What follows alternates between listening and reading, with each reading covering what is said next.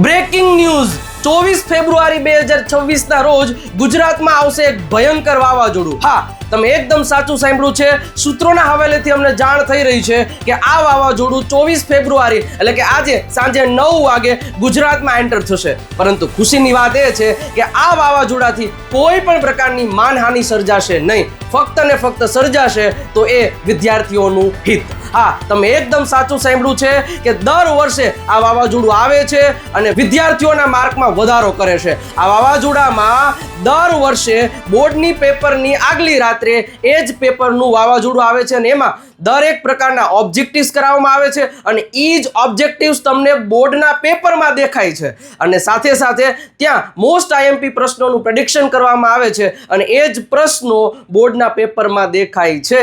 આ ઇતિહાસ ગવાહ છે. તમે જોઈ શકો છો જૂના વિડીયોઝ અને વિદ્યાર્થીઓને પણ તમે પૂછી શકો છો. તો આવી જાજો આજે સાંજે 9 વાગે TDY YouTube ચેનલ ઉપર વાવાઝોડું ગુજરાતીનું આવવાનું છે.